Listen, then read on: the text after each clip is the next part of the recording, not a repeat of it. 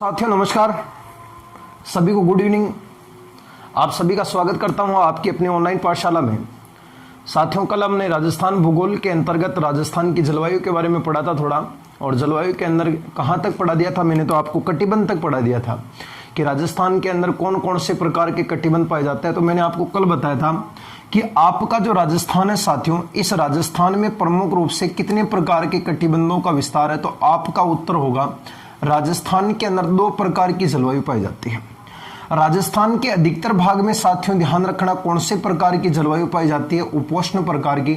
लेकिन राजस्थान के साथियों मैंने आपको कल दो जिले बताए थे। एक जिले का नाम तो क्या था अपने डूंगरपुर, और डूंगरपुर के बाद साथियों ध्यान रखना दूसरे नंबर के जिले का नाम था बांसवाड़ा। इस डूंगरपुर तथा बांसवाड़ा की जो जलवायु पाई जाती है साथियों ध्यान रखना वो कौन से प्रकार की जलवायु पाई जाती है अपने, तो उष्ण कटिबंधीय जलवायु का विस्तार होता है सब। यानी राजस्थान में दो प्रकार के उपोष्ण और उष्ण प्रकार की है। उपोष्ण तो बाकी राजस्थान के अंदर है, लेकिन कर्क रेखा जहां से निकलती है डूंगरपुर और बांसवाड़ा, वहां पर आपकी जलवायु कौन से कटिबंध की पाई जाएगी, उष्ण कटिबंध की पाई जाएगी। आज अब इससे आगे अपना वीडियो रहेगा, इसलिए एक बार आप सभी क्लास को शेयर कर दो ताकि अपने अधिक से अधिक बच्चे अपनी क्लास में जुड़ पाए। शेयर कर दो ताकि आप सभी अधिक से अधिक बच्चे जुड़ पाए अपनी लाइव क्लास में। और लाइव सेशन के अंदर आज हम ऋतुओं के बारे में पढ़ेंगे। राजस्थान की जो जलवायु होती है ना, और राजस्थान की जलवायु के अंतर्गत जो मैंने आपको ऋतुएं पढ़ाऊंगा आज, और ऋतुओं के अंदर भी आज जितनी ऋतुएं हो पाएगी इस क्लास में, जैसे ग्रीष्म ऋतु आज हम पढ़ कर लेंगे, कल फिर वर्षा ऋतु, फिर आगे से आगे शीत ऋतु हो जाएगी अपनी, ठीक है ना। तो दोस्तों एक बार सभी क्लास को शेयर कर देना। अब देखना अपने राजस्थान के अंदर जलवायु का विभाजन पढ़ने जा रहे हैं भाई, हिंट डाल देना अपने राजस्थान की जलवायु का विभाजन। देखो राजस्थान की जो जलवायु है साथियों, उस राजस्थान की जलवायु को कितने भागों में बांटा गया है, तो सीधा सीधा सा ध्यान रखना साथियों, राजस्थान की जलवायु को सीधा सीधा ध्यान रखना साथियों। राजस्थान की जलवायु को मुख्य रूप से कितने भागों में बांटा गया, आपका उत्तर होगा राजस्थान की जलवायु को कितने भागों में बांटा गया, 5 भागों में बांटा गया है। अब पहला जो भाग होगा साथियों, वो पहला किसके आधार पर होगा, तो राजस्थान की जलवायु को अपन पहला किसके आधार पर पढ़ेंगे अपने, तो ऋतुओं के आधार पर पढ़ेंगे। अब साथियों आपका प्रश्न बनेगा साथियों की ऋतुओं के आधार पर पढ़ेंगे, तो ऋतुएं साथियों ध्यान रखना बड़ी बड़ी ऋतुओं की संख्या कितनी होती है, आपका उत्तर होगा राजस्थान के अंदर, या राजस्थान क्या पूरी ग्लोब के ऊपर ही बड़ी बड़ी ऋतुएं 3 होती है, बाकी वैसे 6 होती है। लेकिन आपका प्रश्न बनेगा साथियों की ऋतुओं के आधार पर कितने भाग है, तो ऋतुएं 3 होती है। जैसे कि पहली जो ऋतु होगी, उस पहले नंबर की ऋतु का आप कौन सा नाम बताओगे, तो आपकी पहले नंबर की ऋतु होगी ग्रीष्म ऋतु। ग्रीष्म ऋतु के बाद साथियों अगली ऋतु कौन सी होगी, तो आपका उत्तर होगा अपने वर्षा ऋतु। और वर्षा ऋतु के बाद साथियों ध्यान रखना तीसरे नंबर की ऋतु आपकी कौन सी पढ़ी जाएगी अपने, तो शीत ऋतु। और शीत ऋतु के अंदर ही आप अगला पढ़ोगे कौन सी, शरद ऋतु के नाम से जाओगे पढ़ोगे। यानी राजस्थान की जलवायु को 5 भागों के अंदर है, पहला ऋतुओं के अनुसार। दूसरा साथियों ध्यान रखना राजस्थान का भौगोलिक जलवायु के आधार पर भौगोलिक वर्गीकरण पढ़ेंगे भाई अपन, भौगोलिक वर्गीकरण भी पढ़ेंगे। भौगोलिक वर्गीकरण, इस भौगोलिक वर्गीकरण जो है ना साथियों, ये कितने भागों में बांटा जाएगा, तो भौगोलिक वर्गीकरण को पुनः राजस्थान को 5 भागों में बांट करके पढ़ेंगे, ठीक है ना। फिर तीसरे नंबर का होगा साथियों अपने कोपेन के अनुसार, व्लादिमीर कोपेन के अनुसार, जो सबसे इंपॉर्टेंट है, ये आपका व्लादिमीर कोपेन के अनुसार होगा जलवायु का वर्गीकरण, जो कितने भागों में होगा, तो आपका उत्तर होगा 4 भागों में। उसके बाद कौन सा होगा साथियों, तो उसके बाद होगा अपने थार्डवेट का अनुसार, थार्डवेट के अनुसार जलवायु का वर्गीकरण होगा। और थार्डवेट के अनुसार भी राजस्थान की जलवायु को कितने भागों में बांटा गया है, 4 भागों में। उसके बाद में साथियों 5वें नंबर का कौन सा होगा, तो 5वें नंबर का होगा साथियों ध्यान रखना, वो होगा अपना प्रोफेसर टिवार्था के अनुसार राजस्थान की जलवायु का वर्गीकरण। और इस प्रोफेसर टिवार्था के अनुसार भी राजस्थान की जलवायु को साथियों ध्यान रखना कितने भागों में बांटा गया, 4 भागों में। यानी कि पांचों के पांचों भाग हमको पढ़ने किसके अंतर्गत, राजस्थान की जलवायु के अंतर्गत। यानी आप एक बार वापस मेरे साथ में इनका नाम बोलना कि राजस्थान की जलवायु को प्रमुख रूप से कितने भागों में बांटा गया है, आपका उत्तर होगा 5 भागों के अंदर। पहला जो होता है साथ वो कौन सा होता है अपने, तो ऋतुओं के आधार पर, और ऋतुएं कितनी होती है, 3 होती है। प्रमुख रूप से पहले नंबर की ऋतु का नाम है ग्रीष्म ऋतु, और दूसरी का नाम है वर्षा ऋतु, और तीसरी का नाम क्या होगा साहब, शीत ऋतु। और दूसरे नंबर का होगा अपने भौगोलिक वर्गीकरण और भौगोलिक दशाओं के आधार पर 5 भागों में बांटा गया सब। और तीसरे नंबर का अपने व्लादिमीर कोपेन के अनुसार कितने भागों में है, 4 भागों में। और थर्डवेट के अनुसार कितने भागों में है, 4 भागों में। प्रोफेसर टिवार्था के अनुसार कितने भागों के अंदर है, 4 भागों में। ठीक है ना, आप एक बार इसका स्क्रीनशॉट लेंगे। आपको सीधा सीधा अगर कोई पूछता ना कि राजस्थान की जलवायु को कितने भागों में, तो आपका उत्तर 5 भागों में होना चाहिए। ठीक है ना। अब हम दोस्तों ऋतुओं के अनुसार एक एक ऋतुओं के बारे में पढ़ेंगे। ऋतुएं कितनी होती है, 3। कौन कौन सी होती है, ग्रीष्म ऋतु, वर्षा ऋतु और शीत ऋतु। तो आज हम साथियों देखना पहले नंबर की ऋतुओं के बारे में पढ़ने जा रहे हैं। उस ऋतु का नाम होगा कौन सी, अपने तो ग्रीष्म ऋतु। इस ऋतु के बारे में आज हम पढ़ेंगे भाई, ग्रीष्म ऋतु। देखो सबसे पहले आपको ग्रीष्म ऋतु की किसके बारे में पता लगाना है, तो सबसे पहला प्रश्न आपका यही बनेगा साथियों कि ग्रीष्म ऋतु की अवधि कहां से कहां तक होती है। ठीक है ना, प्रश्न क्या बनेगा कि ग्रीष्म ऋतु की अवधि कहां से कहां तक होती है। तो आप यहां इधर देखना एक बार, चलो यहां देख लेना साथियों, गौर करना इधर। ये आपका ग्लोब होता है इधर, ठीक है ना, ये आपका ग्लोब है। ग्लोब की हमेशा 4 दिशाएं होगी। ये वाली जो दिशा होगी साथियों कौन सी हो जाएगी, उत्तर, दक्षिण। और इधर होगी कौन सी, अपने तो पूरब। और इधर वाली जो दिशा होगी साथियों ध्यान रखना, ये वाली दिशा आपके कौन सी होगी, अपने तो पश्चिम होगी। ठीक है, उत्तर, दक्षिण, पूर्व और पश्चिम। अब देखना साथियों, ग्लोब के अंदर बीचों बीच में से यहां से एक रेखा निकल रही है, ये वाली। और इस रेखा को आपने क्या नाम दिया, अपने तो इस रेखा को नाम दिया 0 डिग्री अक्षांश या भूमध्य रेखा या विषुवत रेखा, इसको आपने नाम दे दिया। यह आपका हो गया साथियों, गौर करना कौन सी रेखा हो गई, भूमध्य रेखा, विषुवत रेखा। भूमध्य रेखा के ऊपर यहां पर आपकी एक रेखा निकलती है और उस रेखा का नाम साथियों गौर करना कौन सी रेखा होगा, आपका उत्तर होगा ऊपर कौन सी रेखा होगी, कर्क रेखा। और कर्क रेखा से दक्षिण के अंदर साथियों ध्यान रखना यहां पर आपकी एक रेखा होगी और उस रेखा का नाम साथियों ध्यान रखना कौन सी रेखा होगी, मकर रेखा। ग्लोब पर 3 रेखाएं निकल चुकी हैं। अब आप पहले वाली बात ध्यान रखना जो मैंने आपको बताया था कि सूर्य का प्रकाश ग्लोब पर सीधा चमकता है। आप सभी कमेंट करके बताना कि सूर्य का प्रकाश भूमध्य पर सीधा कब चमकता है। आप सभी कमेंट करके बताओ एक बार, सर एक बार कमेंट देखना एक मिनट। हाँ, सभी कमेंट करके बताओ कि सूर्य का प्रकाश भूमध्य रेखा पर कब चमकता है। चलो देखो, यहां अपना सूर्य होता है, यहां इस तरफ इक्वेटर पर भूमध्य रेखा पर, और भूमध्य रेखा पर सूर्य का प्रकाश साथियों ध्यान रखना कब चमकता है, अपने तो 21 मार्च के अंदर सूर्य सीधा चमकता है। 21 मार्च को सूर्य कहां पर चमकता है, भूमध्य रेखा पर। अब देखना सूर्य यहां से धीरे धीरे सूर्य जो है ना, धीरे धीरे सूर्य का प्रकाश ऊपर की ओर जाता है, पृथ्वी नीचे आती है तो सूर्य उत्तरायण होने लगता है। इस चीज को बोलते हैं साथियों अपने सूर्य का भूमध्य रेखा से ऊपर की तरफ जाना क्या कहलाता है, सूर्य का उत्तरायण होना कहलाता है। सूर्य का उत्तरायण होना, सूर्य का उत्तरायण होने का मतलब क्या है, सूर्य भूमध्य रेखा से कौन सी रेखा पर जाएगा, कर्क रेखा पर। अब 21 मार्च के बाद धीरे धीरे सूर्य यहां से आगे की ओर गया और आगे जाने के बाद साथियों आगे जाकर के सूर्य आपका कौन सी रेखा पर सीधा चमकता है, कर्क रेखा पर। और जाकर के साथियों ध्यान रखना कर्क रेखा पर आपका सूर्य कब चमकता है, तो आपका उत्तर कितना होगा, 21 जून। यानी 21 मार्च को सूर्य कौन सी रेखा पर था, भूमध्य रेखा पर। और 21 मार्च के बाद में सूर्य का धीरे धीरे क्या होता है, उत्तरायण। यानी सूर्य धीरे धीरे भूमध्य रेखा से उत्तरायण होता है और कौन सी रेखा पर चमकता है, कर्क रेखा पर। और कर्क रेखा पर सीधा कब चमकता है, 21 जून को चमकता है। ध्यान रखना साथियों, यहां पर मैं आपके 2 लाइनें लिख रहा हूं। पहली लाइनें साथियों ध्यान रखना, जब जब सूर्य क्या साथियों, जब जब सूर्य आपका भूमध्य रेखा पर सीधा चमकेगा, प्रश्न बनेगा जब जब सूर्य भूमध्य रेखा पर सीधा चमकेगा उस समय क्या होगा, तो जब जब सूर्य साथियों भूमध्य रेखा पर सीधा चमकेगा उस समय क्या होगा, तो सीधा चमकने पर आपकी जो संपूर्ण पृथ्वी होती है उस संपूर्ण पृथ्वी पर साथियों ध्यान रखना, एक तो होता दिन और एक क्या होती है रात। ये दिन और रात दोनों के दोनों साथियों ध्यान रखना क्या होंगे, अपने तो आपका उत्तर होगा बराबर होंगे। यानी प्रश्न बन रहा है कि जब जब सूर्य आपके भूमध्य रेखा पर, कौन सी रेखा पर, भूमध्य रेखा पर, कौन सी रेखा पर, भूमध्य रेखा पर, यानी कि जब जब सूर्य आपका, जब जब सूर्य आपका भूमध्य रेखा पर सीधा चमक रहा है, तब आपकी संपूर्ण पृथ्वी पर साथियों ध्यान रखना, दिन और रात दोनों के दोनों क्या होंगे, बराबर होंगे। यानी 21 मार्च को, कब साथियों, 21 मार्च को सूर्य भूमध्य पर सीधा चमकता है, तब आपकी संपूर्ण पृथ्वी पर दिन और रात दोनों क्या होते हैं, बराबर होते हैं।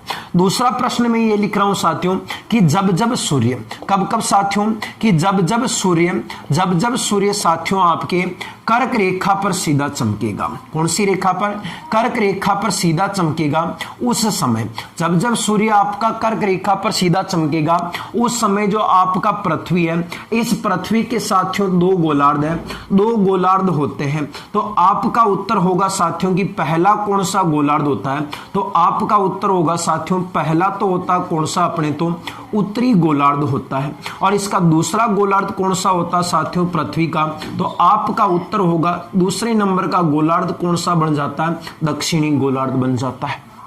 यानी कि जब जब सूर्य कर्क रेखा, यानी 21 जून को जब कर्क रेखा पर सीधा चमकेगा, तब आपकी पृथ्वी के जो दो गोलार्ध है, भूमध्य से ऊपर वाला उत्तरी गोलार्ध, भूमध्य से दक्षिण वाला कौन सा हो गया, दक्षिणी गोलार्ध।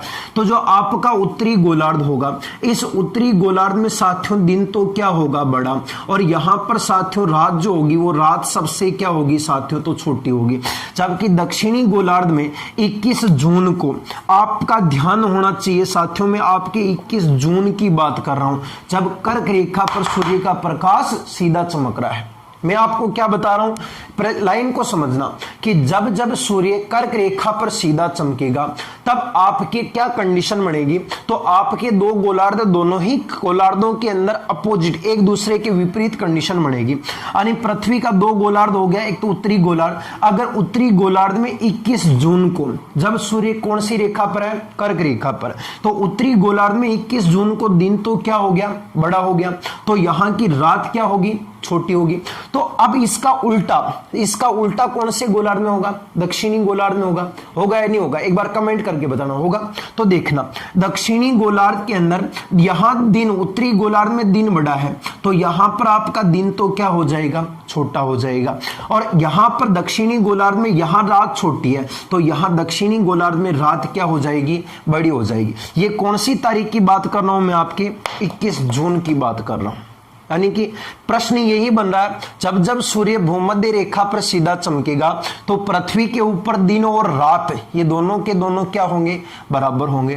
दूसरा प्रश्न बन रहा है कि जब जब सूर्य कर्क रेखा के ऊपर सीधा चमकेगा, तब पृथ्वी पर दो कंडीशन बनेगी, पहली उत्तरी गोलार्ध की, दूसरी दक्षिणी गोलार्ध की। उत्तरी गोलार्ध में साथियों जो दिन होगा वो तो होगा बड़ा और रात क्या होगी, छोटी, और दक्षिणी गोलार्ध में दिन तो होगा छोटा और रात क्या होगी, बड़ी। ध्यान रख लेना, ये कौन सी तारीख की बात कर रहा हूं मैं, 21 जून की बात कर रहा हूं। तीसरी कंडीशन क्या बनेगी, तो साथियों ध्यान रखना, तीसरी कंडीशन ये बनेगी कि जब जब सूर्य मकर रेखा पर सीधा चमकेगा, जब जब सूर्य मकर रेखा पर सीधा चमकेगा, तब आपके कंडीशन कौन सी बनेगी, तो जब जब सूर्य आपका मकर रेखा पर सीधा चमकेगा, तब आपके कौन सी कंडीशन बनेगी।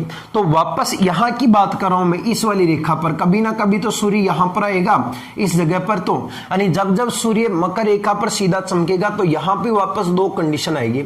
एक तो आएगी कौन सी साथियों, तो ध्यान रखना कौन से गोलार्ध की आएगी, उत्तरी गोलार्ध में आएगी। और एक साथियों ध्यान रखना, जब सूर्य मकर रेखा पर सीधा चमकेगा, तो आपके एक तो उत्तरी गोलार्ध की कंडीशन आएगी, तो उत्तरी गोलार्ध में साथियों ध्यान रखना, दिन तो क्या हो जाएगा आपका, तो दिन तो हो जाएगा छोटा हो जाएगा, और यहां की जो साथियों रात होगी वो रात क्या हो जाएगी, बड़ी हो जाएगी। और यहां वापस साथियों ध्यान रखना, जो आपका दक्षिणी गोलार्ध होगा, इस दक्षिणी गोलार्ध में उत्तरी गोलार्ध का जस्ट अपोजिट होगा, यानी दक्षिणी गोलार्ध के अंदर अगर आपका दिन यहां छोटा हो रहा है, तो यहां आपका दिन क्या हो जाएगा, बड़ा, और आपकी जो रात हो जाएगी वो रात सबसे क्या हो जाएगी, छोटी हो जाएगी। ये कंडीशन आपके कौन सी रेखा पर चमकेगा सूर्य, तब होगी मकर रेखा पर चमकेगा, तब होगी। आप एक बार इस सभी का स्क्रीनशॉट लेंगे और आप मेरे को कमेंट करके बताएंगे कि आपको समझ में आ गया क्या। यहां पर देखो, ग्रीष्म ऋतु बता रहा हूं मैं आपको। ग्रीष्म ऋतु से पहले मैं आपको कुछ यहां पर एक फैक्ट दिखा रहा हूं कि सूर्य 21 मार्च को, ध्यान रखना, कौन सी रेखा पर था? अपने भूमध्य रेखा पर, ठीक है ना। 21 मार्च को भूमध्य रेखा पर था। कि ध्यान रखना कि जब जब सूर्य भूमध्य रेखा पर सीधा चमकेगा, पृथ्वी पर दिन और रात दोनों के दोनों क्या होंगे? बराबर होंगे, पूरी पृथ्वी पर, उत्तर से लगा करके दक्षिणी गोलार्ध तक, ठीक है ना। और ये तारीख कितनी हो रही है अपने तो? 21 मार्च हो रही। फिर दूसरी कंडीशन में बता रहा हूं कि 21 मार्च के बाद में सूर्य धीरे धीरे भूमध्य रेखा से ऊपर की तरफ जाता है। यहां से सूर्य भूमध्य रेखा से धीरे धीरे धीरे धीरे ऊपर की ओर जा रहा है। और इस चीज को कहते हैं साथियों, ध्यान रखना, सूर्य का उत्तरायण होना कहा जाता है। क्या कहोगे? सूर्य का उत्तरायण होना। और सूर्य का उत्तरायण साथियों ध्यान रखना कौन सी रेखा से होता है? तो आपका उत्तर होगा साथियों भूमध्य रेखा से होता है। कौन सी रेखा पर होता है? तो आपका उत्तर होगा साथियों अपने कर्क रेखा पर उत्तरायण होता है। यहां से होता है उत्तरायण, कर्क रेखा पर होता है। और 21 जून को कौन सी रेखा पर सीधा चमकता है? कर्क रेखा पर। तो जब जब सूर्य कर्क रेखा पर सीधा चमकेगा तब तब पृथ्वी पर दो कंडीशन आएगी, एक उत्तरी गोलार्ध की आएगी, दूसरी दक्षिणी गोलार्ध की। उत्तरी गोलार्ध में 21 जून को दिन तो हो जाएगा बड़ा, रात हो जाएगी छोटी। उत्तरी गोलार्ध की है, ध्यान रखना, ना कि दक्षिणी गोलार्ध की, ठीक है। और दक्षिणी गोलार्ध के अंदर दिन तो हो जाएगा सबसे छोटा और यहां की रात सबसे क्या हो जाएगी? बड़ी। ये आपकी कौन सी तारीख की बात होगी? 21 जून की बात होगी। और जब जब सूर्य अपना आपकी जो मकर रेखा आएगी, इस जब जब सूर्य आपका मकर रेखा पर सीधा चमकेगा, उत्तरी गोलार्ध के अंदर दिन तो हो जाएगा छोटा, रात हो जाएगी बड़ी। और दक्षिणी गोलार्ध में दिन तो हो जाएगा बड़ा, रात क्या हो जाएगी? छोटी। जो भी तारीख आती है यहां पर लगभग मकर रेखा पर 22 दिसंबर को सीधा चमकता है। ये हम बाद में डिस्कस करेंगे। यहां पर लगभग 22 दिसंबर को आएगा, 22 दिसंबर। तो आप एक बार इसका स्क्रीनशॉट लेंगे और फिर बाद में हम आगे की कंडीशन की ओर चलेंगे, ठीक है। हो गया यहां तक क्लियर? ओके गुरुजी, हो गया। तो आगे चलो, देख लाना मुन्ना, सीधी सीधी मैं बात बता रही हूं मथाने। देखो अब देखना, सूर्य यहां मैंने आपको क्या बताया ग्लोब के ऊपर कि यहां सूर्य था अपने भूमध्य रेखा पर, इक्वेटर पर। और भूमध्य रेखा पर साथियों ध्यान रखना कितनी तारीख को था अपने? तो आपका उत्तर होगा भूमध्य रेखा पर कितनी तारीख को मुना? 21 मार्च ने हो, ठीक है ना। 21 मार्च ने सूर्य अपने भूमध्य रेखा से आगे हो। अब यहां आपकी एक रेखा निकलती साथियों, उस रेखा का नाम क्या होगा? कर्क रेखा होगा, ठीक है गुरुजी, कर्क रेखा होगा। तो अब 21 मार्च के बाद धीरे धीरे सूर्य उत्तरायण हो रहा है और जाकर के आपका कर्क रेखा पर चमक रहा है। और कर्क रेखा पर जाकर के साथियों कब सीधा चमक रहा है? आपका उत्तर होगा 21 जून को चमक रहा है। अब देखो धीरे धीरे जब सूर्य आपका भूमध्य रेखा से उत्तरी गोलार्ध की ओर जा रहा है, उत्तरी गोलार्ध यानी आपका सूर्य कर्क रेखा की ओर गमन कर रहा है, उत्तरी गोलार्ध। तो धीरे धीरे सूर्य जा रहा है, तो बताओ ऊपर जो होगा वो टेम्परेचर बढ़ेगा या नहीं बढ़ेगा? टेम्परेचर माने क्या होगा साथियों अपने? तो टेम्परेचर माने होगा तापमान। इस तापमान के अंदर क्या होगी साथियों? तो आपका उत्तर होगा टेम्परेचर में वृद्धि होगी, ठीक है ना। टेम्परेचर में वृद्धि होगी यानी गर्मी बढ़ेगी, तो आपकी ऋतु कौन सी चलने लग जाएगी? ग्रीष्म ऋतु चलने लग जाएगी। कब से प्रारंभ होगी? 21 मार्च से। और कब तक चलेगी? 21 जून से। तो यानी ग्रीष्म ऋतु की अवधि सबसे पहले मैं आपको बताऊं तो 21 मार्च। 21 मार्च यानी लगभग आप महीना ले सकते हो साथियों अपने मध्य मार्च। इस मध्य मार्च में लगार ठेठ 21 जून तक, 21 जून तक यानी आप ले सकते हो कौन सा अपने? तो मध्य जून तक होगी। आपका प्रश्न सीधा सीधा बनेगा, बताओ कि ग्रीष्म ऋतु की अवधि कहां से कहां तक होगी? आपका उत्तर होगा मध्य मार्च से लगाकर कहां तक होगी? मध्य जून तक होगी। आप सभी एक बार कमेंट करके बताओ, समझ में आ गया क्या? यहां तक समझ में आ गया? ये जो मैं बता रहा हूं आपको, 21 मार्च को भूमध्य रेखा पर है, फिर सूर्य उत्तरायण हो गया, कर्क रेखा पर चला गया और 21 जून को आपके कर्क रेखा पर चमक गया। यहां से यहां तक ये वाली जो कंडीशन है ना, ये आपकी कौन सी ऋतु की होगी? ग्रीष्म ऋतु की अवधि मध्य मार्च से लगाकर कहां तक होगी? मध्य जून तक होगी, ठीक है गुरुजी, समझ में आ गया? तो आगे हो गुलाला, ठीक है आगे। तो आगे चलो, देखो आगे चला, अरे चला, आज्ञा दे दी वो करते हैं। अब देखो सुनो, यहां आपको कुछ फैक्ट ध्यान रखने हैं। पहला फैक्ट ये ध्यान रखना साथियों कि सबसे की गर्म महीना कौन सा है? आपका उत्तर होगा साथियों सबसे गर्म महीना कौन सा होगा? तो जून होगा। जून महीने के अंदर सबसे ज्यादा गर्मी पड़ती है राजस्थान के अंदर, ठीक है ना। फिर दूसरा प्रश्न क्या बनेगा साथियों, तो ध्यान रखना, सबसे ठंडा महीना कौन सा होगा। तो आपका उत्तर होना चाहिए सबसे ठंडा महीना कौन सा होगा, तो सबसे ठंडा महीना कौन सा होगा, जनवरी होगा। सबसे गर्म महीना कौन सा होगा, जून होगा। सबसे ठंडा महीना कौन सा होगा, जनवरी। आप सभी एक बार मेरे साथ में इन फैक्ट को आपको ध्यान रखना। सबसे गर्म महीना कौन सा है, जून, और सबसे ठंडा महीना कौन सा होगा, जनवरी होगा। गर्म महीना जून होगा, ठंडा महीना जनवरी होगा। अब साथियों देखना, विश्व में अगर हम थोड़ी सी विश्व के बारे में बात करें साथियों, तो ध्यान रखना, विश्व का सबसे ठंडा स्थान कौन सा है। तो विश्व का सबसे ठंडा स्थान कौन सा होगा, तो आपका नाम होगा विश्व का सबसे ठंडा स्थान। और विश्व का सबसे ठंडा स्थान कौन सा होगा, तो विश्व का सबसे ठंडा स्थान का नाम होगा साथियों अपने कौन सा, तो बरखोयांसक। और ये बरखोयांसक नामक स्थान कहां पर लगता है, आपका उत्तर होगा कहां पर लगता है, रूस में लगता है। विश्व का सबसे ठंडा स्थान कौन सा है, बरखोयांसक, और बरखोयांसक नामक स्थान कहां पर है, रूस में है। जबकि आपका प्रश्न बनेगा साथियों कि विश्व का, आपका प्रश्न बनेगा विश्व का सबसे गर्म स्थान कौन सा है। आपका विश्व का सबसे गर्म स्थान कौन सा होगा, तो आपका उत्तर होगा विश्व का सबसे गर्म स्थान जो होगा उस स्थान का नाम क्या होगा साथियों, तो उस स्थान का नाम होगा अल अजीजिया। और यह अल अजीजिया नामक स्थान कौन से देश में लगता है, आपका उत्तर होगा लीबिया। और लीबिया नामक स्थान कौन से महाद्वीप में लगता है, आपका उत्तर होगा अफ्रीका महाद्वीप में लगता है। विश्व का सबसे ठंडा स्थान बरखोयांसक कहां पर लगता है, रूस में। और विश्व का सबसे गर्म स्थान कहां लगता है, अल अजीजिया। और अल अजीजिया कहां पर लगता है, लीबिया, जो कौन से महाद्वीप के अंदर आता है, अफ्रीका में आता है। जबकि ध्यान रखना साथियों, प्रश्न ये बनेगा कि एशिया महाद्वीप का, कहां का साथियों, एशिया महाद्वीप का सबसे गर्म स्थान कौन सा है। एशिया महाद्वीप का सबसे गर्म स्थान कौन सा होगा, तो एशिया महाद्वीप का सबसे गर्म स्थान कौन सा होगा, तो उस स्थान का नाम होगा जेकोकाबाद। जेकोकाबाद। और जेकोकाबाद नामक स्थान साथियों ध्यान रखना, यह आपके कौन से देश में लगेगा, आपका उत्तर होगा पाकिस्तान में लगेगा, ठीक है ना। यानी कि सबसे गर्म महीना कौन सा होगा, जून। सबसे ठंडा महीना जनवरी। विश्व का सबसे ठंडा स्थान कौन सा होगा, बरखोयांसक, जो कौन से देश में आता है, रूस में। और विश्व का सबसे गर्म स्थान कौन सा होगा, आपका उत्तर होगा अल अजीजिया नामक स्थान, जो लीबिया देश में लगता है और कौन से महाद्वीप में होगा, अफ्रीका महाद्वीप में। और एशिया महाद्वीप का सबसे गर्म स्थान कौन सा होगा, जेकोकाबाद, जो कहां पर लगता है, पाकिस्तान के अंदर।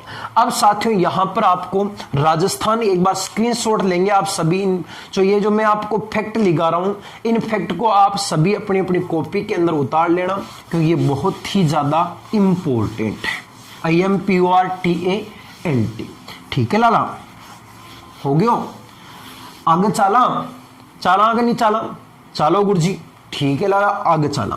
अब आपको यहां पर साथियों राजस्थान का मैप बना करके, राजस्थान के मैप के ऊपर मैं आपको समझाता हूं। देखो प्रश्न ये बनेगा साथियों, बताओ राजस्थान का सबसे गर्म जिला कौन सा होगा। राजस्थान का सबसे गर्म जिला कौन सा होगा, तो राजस्थान का सबसे गर्म जिला भी वही है, और राजस्थान का सबसे ठंडा जिला कौन सा होगा, तो गर्म जिला भी वही है और ठंडा जिला। तो आपका उत्तर होगा राजस्थान का सबसे गर्म और ठंडा जिला दोनों में कौन सा जिला होगा, चूरू होगा। सबसे गर्म जिला भी कौन सा है, चूरू, और राजस्थान का सबसे ठंडा जिला भी कौन सा है, चूरू होगा। अब आपका प्रश्न बनेगा साथियों कि राजस्थान का सबसे गर्म स्थान कौन सा होगा। राजस्थान का सबसे गर्म स्थान कौन सा होगा, तो राजस्थान का सबसे गर्म स्थान का नाम यहां लगेगा, और उस गांव का नाम साथियों ध्यान रखना कौन सा होगा, समगांव होगा। और ये सम नामक गांव जो होगा साथियों ध्यान रखना, ये कौन से जिले में लगेगा, आपका उत्तर होगा जैसलमेर में लगेगा। सबसे गर्म जिला पूछे तो चूरू। राजस्थान का सबसे गर्म स्थान कौन सा होगा, समगांव, जो कहां लगता है, जैसलमेर में। अब सबसे ठंडा जिला, राजस्थान का सबसे ठंडा जिला कौन सा हो जाएगा, चूरू हो जाएगा, ठीक है गुरुजी, चूरू हो जाएगा। तो अब राजस्थान का सबसे ठंडा स्थान कौन सा है? प्रश्न क्या बन रहा है? राजस्थान का सबसे ठंडा स्थान कौन सा है? तो आपका उत्तर होगा राजस्थान का सबसे ठंडा स्थान का नाम क्या होगा? तो आपका उत्तर हो जाएगा साथियों, अपने राजस्थान का सबसे ठंडा स्थान का नाम हो जाएगा माउंट आबू नामक स्थान होगा। और ये माउंट आबू नामक स्थान साथियों ध्यान रखना कौन से जिले में लगेगा? आपका उत्तर होगा सिरोही जिले में होगा। राजस्थान का सबसे गर्म जिलो कौन सा है? चूरू है। राजस्थान को सबसे ठंडो जिलो भी कौन सा है? चूरू है। ठीक है, गर्म जिलो भी चूरू, ठंडो जिलो भी चूरू, गर्म जिलो भी चूरू, ठंडो जिलो भी चूरू। राजस्थान को सब गर्म जिलो अगर चूरू है तो राजस्थान का सबसे गर्म स्थान का नाम पूछे तो कौन सा होगा? समगांव होगा। समगांव नामक स्थान कौन से जिले में लगेगा? आपका उत्तर होगा जैसलमेर में लगेगा। ठीक है ना। अब अगलो प्रश्न क्या पूछेगो? अगलो प्रश्न लाला ये पूछेगा कि राजस्थान का सबसे ठंडा स्थान कौन सा है? अन्यथा ना प्रश्न यो पूछ रहा है राजस्थान को समूह ठंडो स्थान कौन सा है? राजस्थान को समूह गर्म स्थान तो कौन जिलो पूछे तो कौन सा होगा? चूरू होगा। गर्म जिलो चूरू है लेकिन गर्म स्थान समगांव है। ठंडो जिलो चूरू है लेकिन राजस्थान को समूह ठंडो जो स्थान होगा लाला वो ठंडा स्थान मुन्ना कौन सा होगा? माउंट आबू होगा। माउंट आबू कहां पर लगता है? सिरोही में। अब साथियों ध्यान रखना आपका जो माउंट आबू है इस माउंट आबू को क्या कहा जाता है? तो ध्यान रखना साथियों माउंट आबू को राजस्थान का, माउंट आबू को राजस्थान का शिमला कहा जाता है। माउंट आबू को राजस्थान का शिमला कहते हैं और इसे राजस्थान का शिमला के साथ साथ ध्यान रखना साथियों इसे राजस्थान का बरखोयांसक के नाम से पुकारा जाता है। मैंने आपको बता दिया साथियों कि बरखोयांसक नामक स्थान कहां पर है? रूस में है। जो किसके लिए प्रसिद्ध है? तो आपका उत्तर होगा यह विश्व का सबसे ठंडा स्थान होगा। आपका उत्तर होगा विश्व का सबसे ठंडा स्थान होगा। ये विश्व का सबसे ठंडा स्थान तो बरखोयांसक है जो कहां पर लगता है? रूस में लगता है। और माउंट आबू राजस्थान का शिमला कहलाता है और इसे बरखोयांसक रूस को भी विश्व का सबसे ठंडा स्थान है जिसकी तुलना माउंट आबू से की गई है। अब देखना सुनना साथियों अपने यहां पर एक यंत्र आता साथियों, उस यंत्र का नाम याद रखना अपने। तो उस यंत्र का नाम क्या होगा आपका? तो उत्तर होगा अपने हाइग्रोमीटर। कौन सा यंत्र होगा? हाइग्रोमीटर। क्या काम में आता है? तो आपका उत्तर होगा हाइग्रोमीटर साथियों अपने आर्द्रता मापक यंत्र होगा। आर्द्रता मापक यंत्र। प्रश्न ये पूछेगा आर्द्रता मापक यंत्र को कौन सा यंत्र कहते हैं? हाइग्रोमीटर कहा जाता है। आर्द्रता मापक यंत्र कौन सा है? हाइग्रोमीटर। अब अगला प्रश्न क्या बनेगा? अगला प्रश्न ये बनेगा कि सर्वाधिक आर्द्रता वाला महीना कौन सा होगा? सर्वाधिक आर्द्रता वाला महीना कौन सा होगा? तो ऐसे आर्द्रता होगी और ऐसे सर्वाधिक आर्द्रता वाला महीना कौन सा होगा? आपका उत्तर होगा सर्वाधिक आर्द्रता वाला महीना कौन सा होगा? अगस्त होगा साहब। ठीक है ना। सर्वाधिक आर्द्रता वाला महीना कौन सा होगा साहब? तो आपका उत्तर होगा अगस्त होगा। जबकि आर्द्रता मापक यंत्र कौन सा होगा? हाइग्रोमीटर होगा साहब। ठीक है ना। अब आपका प्रश्न बनेगा कि राजस्थान के अंदर न्यूनतम आर्द्रता वाला महीना कौन सा होगा? तो न्यूनतम आर्द्रता वाला जो महीना होगा साथियों ध्यान रखना वो न्यूनतम आर्द्रता वाला महीना कौन सा होगा? तो आपका उत्तर होगा न्यूनतम आर्द्रता वाला महीना कौन सा होगा? अप्रैल होगा। अब देखो कैसे याद रखोगे। ऐसे आर्द्रता, ऐसे अगस्त, ऐसे अप्रैल। प्रश्न ये बनेगा सर्वाधिक कहां पर है? अगस्त में। अगस्त 8वें नंबर पर आता है तो ज्यादा मान 8 का। अप्रैल 4थे पर आता तो कम मान अप्रैल का। इसलिए कम तो कब होगा? अप्रैल में। और सर्वाधिक कहां होगा? अगस्त में होगा। अब प्रश्न बनेगा सर्वाधिक आर्द्रता वाला। प्रश्न अगला क्या बनेगा? सर्वाधिक आर्द्रता वाला समय कितना होगा? आपका प्रश्न बनेगा सर्वाधिक आर्द्रता वाला समय कितना होगा? आपका उत्तर होगा मॉर्निंग में 5 बजे होगा, यानी 5 AM पर होगा, सुबह के 5 बजे पर। और साथियों अगला प्रश्न बनेगा राजस्थान के अंदर न्यूनतम आर्द्रता वाला समय कितना होगा? तो आपका उत्तर होगा न्यूनतम आर्द्रता वाला समय दोपहर की 3 बजे होगा, 3 बजे होगा, दोपहर की 3 PM पर होगा। प्रश्न ये बनेगा सर्वाधिक आर्द्रता वाला महीना कौन सा है? अगस्त। न्यूनतम आर्द्रता वाला महीना कौन सा है? अप्रैल। सर्वाधिक आर्द्रता वाला समय कतरो है लाला? 5 AM पर है। न्यूनतम आर्द्रता वाला समय कतरो है? 3 PM पर है।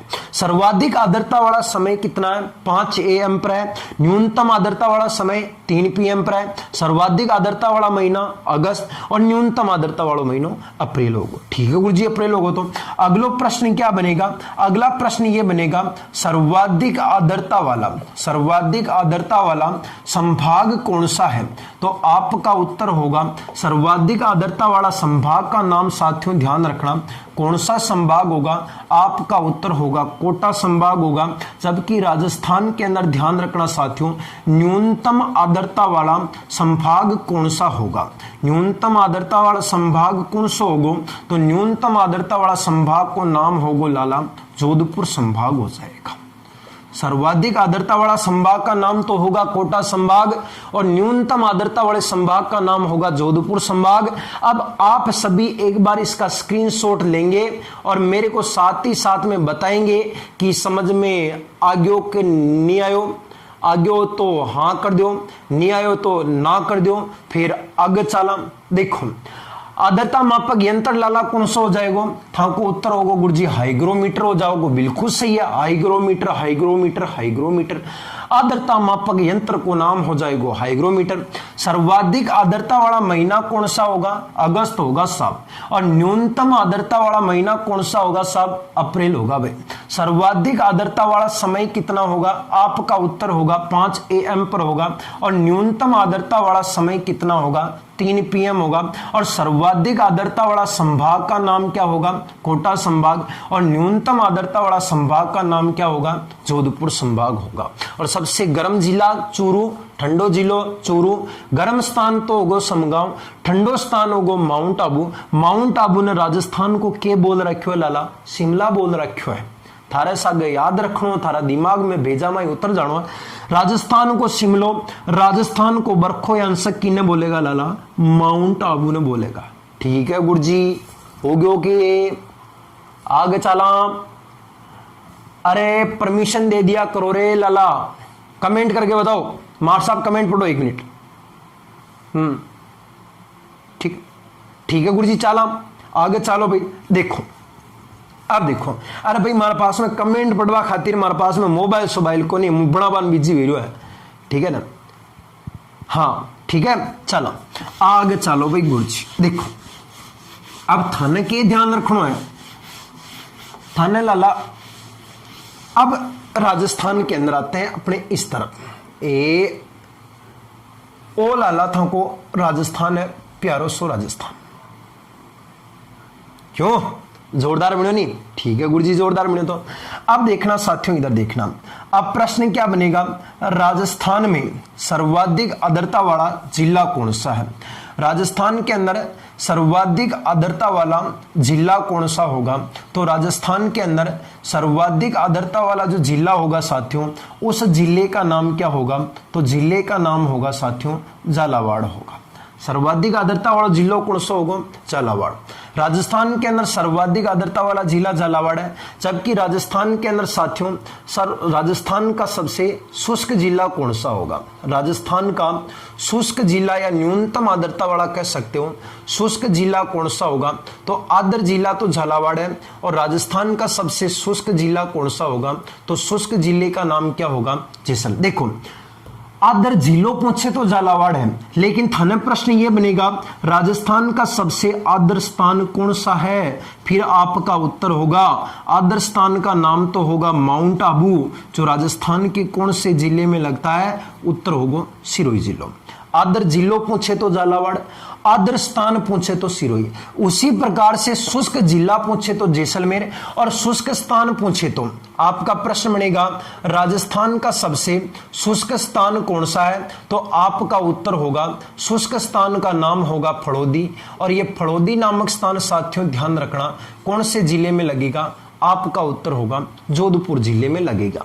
राजस्थान में सबसे ज्यादा आर्द्रता वाले जिलों झालावाड़, आर्द्र स्थान माउंट आबू, शुष्क जिलों जैसलमेर, शुष्क स्थान कुछ है फड़ौदी। अब अगला प्रश्न ये बनेगा अपने सर्वाधिक राजस्थान में प्रश्न क्या बनेगा साथियों? तो ध्यान देना, राजस्थान में सर्वाधिक आंधियों वाला जिला कौन सा होगा? आपका प्रश्न बनेगा राजस्थान के अंदर सर्वाधिक आंधियों वाला जिला कौन सा होगा, तो आपका उत्तर होगा, कमेंट करके बताओ, सबसे ज्यादा आंधियां कहां पर आती है। अरे कमेंट करो, 1 मिनट में कमेंट पढ़ लूं, देखा। हाँ भाई बताओ, राजस्थान में सर्वाधिक आंधियों वाला जिला कौन सा होगा। किंगो गंगानगर, गंगानगर, ठीक है भाई। सर्वाधिक आंधियों वाला जिला कौन सा होगा अपने तो श्री गंगानगर में होगा। और गंगानगर में साथियों ध्यान रखना, वार्षिक आंधियों की संख्या कितनी है अपने तो 27 दिन तक आंधियां चलती है, ठीक है। सबसे ज्यादा आंधियां गंगानगर में आओगा, लगभग 27 दिन तक आओगे, ठीक है ना। और न्यूनतम आंधियां झालावाड़ में आओगे, लगभग 17 दिन आओगी मुन्ना। तो झालावाड़ में आंधियों की संख्या 3 दिन है, झालावाड़ में समूह कम है, 3 दिन झालावाड़ के बाद में चित्तौड़ में है, चित्तौड़ में कतरी है गुरुजी, चित्तौड़ में 4 दिन है। फिर वापस अजमेर में कतरी है 4 दिन है। फिर वापस कोटा में कतरी है 5 दिन है। फिर कहाँ पर है, जयपुर में कतरी है 6 दिन है। फिर कहाँ पर है, जोधपुर में कतरी है 9 दिन है। इस प्रकार में ध्यान रखना, इधर गंगानगर में 27, फिर बाद में अपने हनुमानगढ़ में है, और हनुमानगढ़ में गुरुजी कतरी है, तो हनुमानगढ़ में मुन्ना 24 दिन है। सर्वाधिक आंधियां गंगानगर 27 दिन, हनुमानगढ़ 24 दिन, न्यूनतम झालावाड़, चित्तौड़, अजमेर, कोटा, जयपुर, जोधपुर, ये वाला क्षेत्र में समूह कम है, और ये वाला क्षेत्र में समूह ज्यादा। गंगानगर हो गया, हनुमानगढ़ हो गया, बीकानेर हो गया, जैसलमेर हो गया, बाड़मेर हो गया, चूरू, जोधपुर हो गया। इन जिलों में तो सबसे ज्यादा आंधियां है, और इधर वाले जिलों में सबसे कम है। आदर जिलों झालावाड़, आदर स्थान माउंट आबू, शुष्क जिलों जैसलमेर, शुष्क स्थान फड़ौदी। सर्वाधिक आंधियों वाला जिला गंगानगर 27 दिन, हनुमानगढ़ 24 दिन, और न्यूनतम झालावाड़ 3, चित्तौड़ 4, अजमेर 4, कोटा 5, जयपुर 6, जोधपुर 9। झालावाड़ 3, चित्तौड़ 4, अजमेर 4, कोटा 5, जयपुर 6, जोधपुर 9। ठीक है, आगे चलो गुरुजी। ठीक है भाई, आगे चल लो भाई, मिटा देता हूं। एक ध्यान रखना साथियों कि ग्रीष्म ऋतु में जो ग्रीष्म ऋतु होती है, उस ग्रीष्म ऋतु में चलने वाली जो गर्म हवाएं होती है, उन गर्म हवाओं को क्या कहा जाता है, तो उन गर्म हवाओं को स्थानीय भाषा में लू के नाम से पुकारते हैं। लू का झपेटा में आया वह इस लू है। ग्रीष्म ऋतु में चलने वाली गर्म हवाओं को स्थानीय भाषा में क्या कहते हैं, लू कहते हैं। ठीक है गुरुजी, आगे चलो। अब देखना साथियों, यहां पर मैं आपको क्या बता रहा हूं। सबसे पहले मैं आपको बता रहा हूं साथियों की ध्यान देना इधर, ताप मापक यंत्र कौन सा होगा, आपका उत्तर होगा ताप मापक यंत्र का नाम होगा साथियों अपने तो थर्मामीटर होगा। ताप मापक यंत्र कौन सा होगा, थर्मामीटर होगा। अब प्रश्न ये बनेगा साथियों, ध्यान रखना, राजस्थान का, कहां का साथियों, राजस्थान का औसत तापमान कितना होगा। तो राजस्थान का औसत तापमान कितना होगा, और राजस्थान का औसत तापमान है साथियों अपने 38 डिग्री सेंटीग्रेड है। सेंटीग्रेड बोलो चाहे सेल्सियस बोलो, ताप मापक यंत्र तो थर्मामीटर है। राजस्थान को औसत तापमान कितना है, 38 डिग्री। अब देखो, जो नॉर्मल एग्जाम होनी, उस नॉर्मल एग्जाम में तो यही पूछता है कि राजस्थान का औसत तापमान कितना, तो आप कितना बताओगे, 38 डिग्री। लेकिन अब इस तापमान की इकाइयां अलग अलग चलती, जैसे फारेनहाइट चलता है, सेल्सियस चलता है, र्यूमर चलता है, केल्विन चलता है। अब आपको यहां पर बदलना आना चाहिए। अब कैसे बदलोगे, तो आप देखना एक संबंध चलता है इस सभी में, C/5 is equal to F minus के 32/9 is equal to K minus 273/5 is equal to R/4। ये एक समीकरण है। ये समीकरण तापमान की इकाइयां सब सेल्सियस, फारेनहाइट, केल्विन और र्यूमर, ये सब की सब तापमान की इकाइयां। अब जो आपका जो बड़े बड़े जो एग्जाम होते हैं ना, अब उसमें आपको प्रश्न पूछेगा, बताओ कि राजस्थान का तापमान, प्रश्न आ जाएगा जैसे कि राजस्थान का तापमान र्यूमर में कितना होगा। आप लो जी, आधा 12 हो जाओगा, गेलिया हो जाओगे यार, र्यूमर में तो मार साहब गुरुजी मान बताओगे को नहीं। अरे भाई, जब मैं राजस्थान को औसत तापमान सेंटीग्रेड में 38 बता रही हूं, तो र्यूमर में निकाल सकोगा कैसे।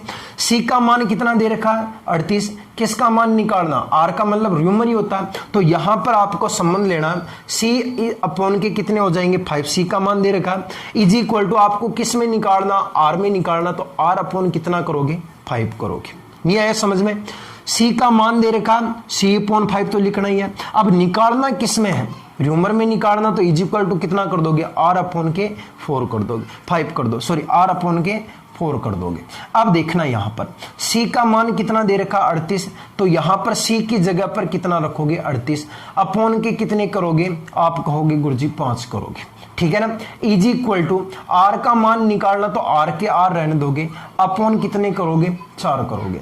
अब ऐसी कंडीशन में अगर आपको गुणा करना होता है तो गुणा में आप लोग क्रॉस मल्टीपल करते हो इस प्रकार से, ठीक है ना, यहां पर इस प्रकार से गुणा कर देते हो। ये जो 38 है इस 38 को यहां रखना है, 38 डिग्री है तो डिग्री, अब 4 इधर आके 38 से गुणा हो जाएगा, ये आपका यहां पर 4 38 से गुणा हो जाएगा, फिर आपका इज इक्वल टू लगाना, ये आपका 5 उधर जाएगा, ये 5 हो गया, इज इक्वल टू किससे करोगे अपने तो आर से करोगे, आप कहोगे गुरुजी ठीक हो गया।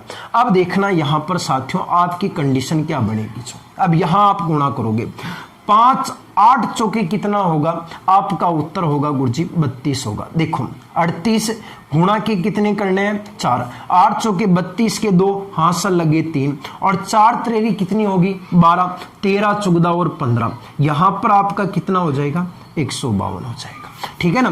तो यहां आप 38 और 4 को गुणा करोगे तो आपका उत्तर हो जाएगा 152 degree is equal to 5 into कितना आ जाएगा आर आ जाएगा। अब यहां पर आप चर आपने पढ़ा होगा कभी बीज गणित के अंदर, चर और संख्या कौन सी होती है, अचर होती है। एक तो होता है चर और एक क्या होता है अचर। अब यहां पर आपको दोनों को अलग अलग करना, चर को अलग करना और अचर को अलग करना। चर कौन सी है तो आपका उत्तर होगा चर और अचर को दोनों को अलग करो। तो यहां पर आपका 5 है, ये इधर आएगा, तो 5 इधर किस में है गुणा में, आप कहोगे गुरुजी गुणा में, तो इधर आएगा तो किस में आ जाएगा भाग में हो जाएगा। तो यहां कंडीशन ये बन जाएगी कि r इंटू जो 5 है इज इक्वल टू 152 डिग्री है। अब 5 इधर गुणा में है तो उधर जाएगा भाग में हो जाएगा, तो आपका उत्तर होगा 152 डिग्री अपॉन का हो जाएगा 5 हो जाएगा, क्योंकि ये r से उधर चला गया, 5 गुणा से उधर चला गया तो नीचे आ जाएगा, ठीक है ना। अब आप 152 में आप 5 का भाग लगाओगे यहां पर, तो देखना 152 में आप 5 का भाग लगा रहे हो, 5 तरारे 15 हो जाएगा, आपका आंसर आएगा 0 0, उतारे 2, ये आ गया 2। अब आएगा गुरुजी यहां पर क्या करें आगे की ओर कि हमारा आंसर आ जाएगा, तो आपका हो गया भाग टूट गए सुपर, उतारी सुपर, 5 चौके हो जाएगा 20, ये हो गया 20, यहां हो गया आपका 0 और 0, ठीक है ना। तो यहां पर आपका लगभग 30.4 के लगभग आपका उत्तर आ जाएगा यहां पर, ठीक है ना। अब 30.4, अब यहां जो आपका जो साथियों अपने र्यूमर में आएगा मान, यानी कि देखो 30 इंटू 5 5 3 15 150, हाँ लगभग जो आपका र्यूमर में मान आएगा साथियों वो कितना आएगा, तो लगभग आपका 30 डिग्री र्यूमर आपका मान आएगा। यानी 152 में आपको 5 का भाग लगाना तो 30 डिग्री र्यूमर आपका मान आएगा। इस प्रकार से आप इसको निकाल सकते हो। तो ये आपको ये समीकरण थोड़ी सी याद रखनी है, एक बार स्क्रीनशॉट ले लो आप। हो गया, ठीक है गुरुजी हो गए। तो अब देखो, हाँ इसको ध्यान रखना थोड़ा सा। अब देखो मैं आपको बता रहा हूं कि तापमाप यंत्र है थर्मामीटर और राजस्थान का औसत तापमान कितना है 38 डिग्री सेंटीग्रेड है। अब देखना आगे की कंडीशन क्या बनती है। देखो अगर मैं आपको कहूं साथियों कि राजस्थान का सर्वाधिक दैनिक तापांतर कहां पर है, यह आपका राजस्थान है, छोटा सा इधर ही समझ लेना कि सर्वाधिक दैनिक तापांतर वाला जिला कौन सा है। तो सर्वाधिक दैनिक तापांतर वाला जिला कौन सा होगा, यानी दिन के अंदर तापमान में सबसे ज्यादा अंतर कहां आएगा, आपका उत्तर होगा जैसलमेर होगा। सर्वाधिक दैनिक तापांतर कहां होगा, जैसलमेर में होगा। जबकि सबसे कम सर्वाधिक वार्षिक तापांतर कहां होगा। प्रश्न अगला बनेगा सर्वाधिक वार्षिक तापांतर वाला जिला कौन सा होगा, तो आपका उत्तर होगा सर्वाधिक जो वार्षिक तापांतर वाला जिला होगा वो होगा कौन सा, चूरू हो जाएगा। सर्वाधिक दैनिक तापांतर जैसलमेर और सर्वाधिक वार्षिक तापांतर चूरू, और न्यूनतम में दोनों में डूंगरपुर आएगा, न्यूनतम में दोनों में डूंगरपुर। हाँ सर्वाधिक दैनिक तापांतर जैसलमेर, न्यूनतम दैनिक तापांतर डूंगरपुर, सर्वाधिक वार्षिक तापांतर चूरू और न्यूनतम वार्षिक तापांतर कहां पर है? डूंगरपुर। ग्रीष्म ऋतु में चलने वाली गर्म हवाओं को क्या कहते हैं? लू। जबकि ध्यान रखना साथियों, अगला जो फैक्ट मैं आपको बता रहा हूं, ग्रीष्म ऋतु में साथियों ध्यान रखना, ग्रीष्म ऋतु में होने वाली जो वर्षा होती है, उस वर्षा को क्या कहते हैं? तो ग्रीष्म ऋतु में जो होती है वर्षा, देखो ग्रीष्म ऋतु के बाद आपके कौन सी ऋतु आती है? वर्षा ऋतु आती है। यानी कि वर्षा ऋतु से पहले कौन सी ऋतु है? ग्रीष्म ऋतु है। ग्रीष्म ऋतु से पहले को क्या बोलते हैं? पूर्व बोलते हैं। यानी मानसून तो कौन सी ऋतु में आता है? आपका उत्तर होगा गुरुजी वर्षा ऋतु में मानसून आता है। तो ग्रीष्म ऋतु में तो मानसून से पहले ही वर्षा हो रही है ना, तो ग्रीष्म ऋतु से होने वाली वर्षा को क्या कहा जाता है? तो उस वर्षा को ध्यान रखना साथियों, उस वर्षा को आपके मानसून पूर्व की वर्षा कहा जाता है। क्या कहते हैं? मानसून पूर्व की वर्षा। और यह जो मानसून पूर्व की वर्षा होती है, यह राजस्थान के अंदर या भारत में कुल वर्षा की लगभग कितना प्रतिशत होती है? तो यह कुल वर्षा की लगभग साथियों ध्यान रखना 13% वर्षा होती है। प्रश्न क्या बन रहा है कि ग्रीष्म ऋतु में होने वाली वर्षा को क्या कहते हैं? मानसून पूर्व की वर्षा कहा जाता है। यह कुल वर्षा की लगभग 10 से लगाकर के 13% होती है। लेकिन साथियों ध्यान रखना, इसी मानसून पूर्व की वर्षा को अलग अलग स्थानों पर, इस मानसून पूर्व की वर्षा को अलग अलग स्थानों पर अलग अलग नाम से जाना जाता है। अलग अलग स्थानों पर अलग अलग नाम से जाना जाता है। जैसे कि किस प्रकार से जाना जाता है, जो ध्यान देना, यहां आपका ये आपका भारतीय भूभाग हो गया, इधर की तरफ यह आपका चला गया। अलग अलग स्थानों पर अलग अलग नाम से जाना जाता है। जैसे कि यहां पर आपका एक राज्य लगता है साथियों, ध्यान देना, उस राज्य का नाम होगा उत्तर प्रदेश। और उत्तर प्रदेश में साथियों ध्यान रखना, इस मानसून पूर्व की वर्षा को क्या कहते हैं? आंधी कहा जाता है। उत्तर प्रदेश में क्या कहते हैं? आंधी कहा जाता है। फिर साथियों ध्यान रखना, यहां पर एक राज्य आता है, उस राज्य का नाम क्या होगा? असम होगा। और असम के अंदर इस मानसून पूर्व की वर्षा को किस नाम से पुकारते हैं? नार्वेस्टर कहते हैं। या नार्वेस्टर के अलावा साथियों ध्यान देना, इस मानसून पूर्व की वर्षा को बारदोली छीड़ा के नाम से जाना जाता है। ठीक है ना, यानी उत्तर प्रदेश में कहते हैं आंधी और नार्वेस्टर में कहते हैं बारदोली छीड़ा या नार्वेस्टर या बारदोली छीड़ा। ये वैसे चाय की खेती के लिए लाभदायक होता है। ये चाय की खेती के लिए जो मानसून पूर्व की वर्षा होती है, असम में नार्वेस्टर बारदोली छीड़ा कहते हैं, चाय की खेती के लिए बहुत ही ज्यादा लाभदायक होती है। फिर यहां पर आपका राज्य आएगा, उस राज्य का नाम साथियों क्या होगा?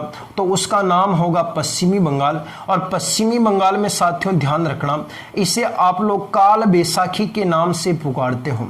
किस नाम से पुकारते हो? काल बैसाखी के नाम से। और यह भी किसकी खेती के लिए लाभदायक होगी? आपका उत्तर होगा चाय की खेती के लिए लाभदायक होगी। उत्तर प्रदेश में कहते हैं आंधी, असम में नार्वेस्टर बारदोली छीड़ा जो चाय की खेती के लिए लाभदायक है, और पश्चिमी बंगाल में कहते हैं काल बैसाखी जो चाय की खेती के लिए लाभदायक है। फिर साथियों यहां पर आपका एक राज्य आएगा, उस राज्य का नाम है कर्नाटक। और कर्नाटक में साथियों ध्यान रखना, इस मानसून पूर्व की वर्षा को किस नाम से पुकारते हैं? उत्तर होगा चेरी ब्लॉसम के नाम से पुकारा जाता है, जो किसकी खेती के लिए लाभदायक है? तो आपका उत्तर होगा कहवा की खेती के लिए बहुत ही ज्यादा लाभदायक होती है। कर्नाटक में कहते हैं चेरी ब्लॉसम, पश्चिम बंगाल में कहते हैं काल बैसाखी, असम में कहते हैं नार्वेस्टर बारदोली छीड़ा, उत्तर प्रदेश में कहते हैं आंधी। यहां पर साथियों ध्यान रखना, राज्य का नाम है केरल, यहां पर राज्य का नाम है तमिलनाडु, यहां पर राज्य का नाम है आंध्र प्रदेश। केरल, तमिलनाडु, आंध्र प्रदेश, ये जो आपके दक्षिणी भारत के राज्य हैं, यहां पर इस वर्षा से आम पक जाते हैं, जिसके कारण इस वर्षा को क्या कहते हैं? आम्र वर्षा। और आम्र वर्षा किसकी खेती के लिए लाभदायक होता है? आपका उत्तर होगा यह आम की खेती के लिए लाभदायक होता है। यानी कि ये जो वर्षा होती है साथियों, ये मुख्य रूप से ग्रीष्म ऋतु की वर्षा होती है। और इस ग्रीष्म ऋतु की वर्षा को राजस्थान के अंदर मानसून पूर्व की वर्षा कहते हैं, जो कुल वर्षा की लगभग 10 से लगाकर 13% होती है। और इसे अलग अलग स्थानों पर अलग अलग नाम से जाना जाता है। क्या बोलोगे? इसे अलग अलग स्थानों पर अलग अलग नाम से जाना जाता है, जैसे कि उत्तर प्रदेश में कहते हैं आंधी, असम में कहते हैं नार्वेस्टर बारदोली छीड़ा जो चाय की खेती के लिए लाभदायक होता है, पश्चिम बंगाल में काल बैसाखी चाय की खेती, काल बैसाखी चाय की खेती, काल बैसाखी चाय की खेती, कर्नाटक में कहते हैं चेरी ब्लॉसम खेती होगी कहवा की खेती, 3 राज्य केरल, तमिलनाडु, आंध्र प्रदेश, यहां पर कहते हैं आम्र वर्षा खेती किसकी होगी लाला? आम की खेती हो जाएगी। एक बार आप सभी स्क्रीनशॉट लेंगे। हो गया गुरुजी? हो गया तो चौकी बात है लाला। यो था कि ग्रीष्म ऋतु ही, ग्रीष्म ऋतु थोड़ा फैक्ट कुछ ज्यादा है क्या मैंने कंफ्यूज करेगा। गर्म जिलो, ठंडो जिलो, अदर स्थान, आर्द्रता वाला संभाग, महीनों, समय, टाइमिंग वाइमिंग थोड़ा ज्यादा हो चुके हैं, लेकिन देखो है जो सभी निकाल देने में ही फायदा है, वरना जीवड़े में रखने से क्या मतलब है? वरना फिर आप कहीं किताब पढ़ोगे, किताब में 1-2 चीजें और, हाँ 1-2 चीजें तो 19-20 तो हो सकता है, कहीं पर आपको 2 चीजें ज्यादा और पढ़ने को मिल जाएगी या कम पढ़ने को मिलेगी, ये तो मिलेगा आपको, क्योंकि ज्यादा सभी लगभग, मैं भी इतना धुरंधर तो नहीं हूं कि मेरे को पूरी याद है, मेरे को भी जो मैं आपको हर चीजें मैं आपको बता सकूं, लेकिन लगभग जो मेरे को पता है कि भाई जो चीजें आती है एग्जाम में वो सब चीजें मैंने आपको निकाल के बता दिया है। ऑफलाइन में भी यही पढ़ाया था, ऑनलाइन में भी यही पढ़ा रहा हूं, क्योंकि इसलिए पढ़ा रहा हूं कि कल खुदा ना खास्ता कोई, क्योंकि लड़के अपवाद होते हैं, मैं सीधा सीधा बोलता हूं, स्टूडेंट किसी के सगे नहीं होते हैं, ठीक है ना। आज मैं आपको अच्छा पढ़ा रहा हूं, आप मेरे साथ में जुड़े हो, कल मेरे से कोई अच्छा आ गया, आप उसकी तारीफें करने लग जाओगे, इसके सामने मैं आपका बुरा हो जाऊंगा, ठीक है ना। तो ये तो रीत है दुनिया की, ये चली आई है। इसलिए ना मैं ये चाहता हूं कि भाई जितना मेरे को आता है, जितना मैं आपको बता सकता हूं, उतना मैंने आपको बता दिया। अब इसके बाद में आप कोई बुक पढ़ोगे, उसमें 2 चीजें और ज्यादा मिल जाएगी तो भी मिलेगी अब, क्योंकि मैं आपको सभी चीजें तो एक साथ में नहीं बता सकता हूं, क्योंकि होगी तो भी अब क्या पता कोई चीज मैंने नहीं पढ़ी होगी, मेरी आंखों से छुपी होगी, या फिर कोई मुझे पता होगी, कोई किताब में नहीं लिखी होगी, मैंने कोई दूसरी किताब से पढ़ी होगी, इसलिए 19-20 तो मिलता है, लेकिन लगभग मैंने सारा मैटर यहां पर आपको बता दिया है। आप इसके बाद में मेरे को नहीं लगता है ग्रीष्म ऋतु का कुछ फैक्ट बचा होगा, लेकिन लगभग आपको कोई किताब पढ़ने की जरूरत नहीं होगी, ठीक है दोस्तों। आप सभी इस लाइव क्लास को आप अधिक से अधिक शेयर कर दिया करो यार। लाइव क्लास का मतलब फिर देखो, लाइव क्लास में मैं आता हूं तो इसके लिए मेरे को कितनी मेहनत करनी पड़ती है, मेरे को कितना क्या सेटअप करना पड़ता है, ये शायद मैं ही जानता हूं और किसी को नहीं पता होगा, ठीक है ना। तो आप सभी अधिक से अधिक शेयर कर दिया करो और आराम से सब पढ़ा करो, मस्त रहा करो, अपनी नोट्स बनाया करो। और बच्चे बोल रहे थे सर आप लिखाते नहीं हो, मैं आपको बता दूं लिखाने में मैं कैसे लिखाऊं। अब मैं ऑनलाइन लिखाऊंगा, आप लिखोगे नहीं, 1-2 बच्चा लिखेगा, 2 बच्चे लिखेंगे, 3 बच्चे लिखेंगे, बाकी बच्चे फिर ऑफ हो जाएंगे, तो उसमें क्या ना कि फिर मजा नहीं आता। इसलिए आप ऐसा करो, अभी सिर्फ आप स्क्रीनशॉट दे, जो बच्चे नोट्स बना सकते हैं, ये वैसे ही यूट्यूब में तो सेव ही है, आप नोट्स बना लिया करो। और जिनके नहीं बन पाते हैं, मैं लास्ट में पीडीएफ तैयार हो रहा नोट्स का, अभी तो नहीं बन पाया खैर, लेकिन तैयार हो रहा, जैसे ही पीडीएफ बन जाएगा मैं आपको टेलीग्राम के माध्यम से ग्रुप में डाल दूंगा, व्हाट्सएप पर है तो व्हाट्सएप पर ग्रुप में डाल दूंगा, और इस डिस्क्रिप्शन में लिंक दे दूंगा, वहां पर जाके डाउनलोड कर लेना, उससे कोई दिक्कत नहीं आएगी। हर चीज मैं आपके लिए लेके आ रहा हूं, बहुत अच्छा कर रहा हूं। और इसकी टेस्ट सीरीज वो भी टाइप हो रही है, देखो टाइप तो करवाना पड़ेगा अब मेरे को, ठीक है, मेहनत कर रहा हूं, तो देखो लॉकडाउन न जाने कितने दिन और रहेगा, धीरे धीरे करना पड़ेगा, इसलिए सब कुछ हो रहा। टेंशन मत लो आप, ठीक है ना, टेंशन मत लो। मेरे से जितना प्रयत्न होगा, मैं जितना टाइम निकाल सकूंगा उतना टाइम निकालूंगा, और जितनी मेहनत कर सकता हूं उतनी मेहनत करूंगा। आप सभी बस पढ़ते रहो, ठीक है ना, ठीक है दोस्तों, आप सभी। और हाँ, जाते समय वीडियो को एक बार लाइक करके जाना, कमेंट करके जाना, और जो कोई दिक्कत है ना वो आप डाल दिया करो इसमें, ठीक है ना, कमेंट बॉक्स में लिख दो। आप जैसे ही निकलोगे ना, ये क्लास सेव होगी, वहां पर लाइक और कमेंट करके जाना, ठीक है दोस्तों। मिलते हैं अगली क्लास में, नमस्कार, धन्यवाद।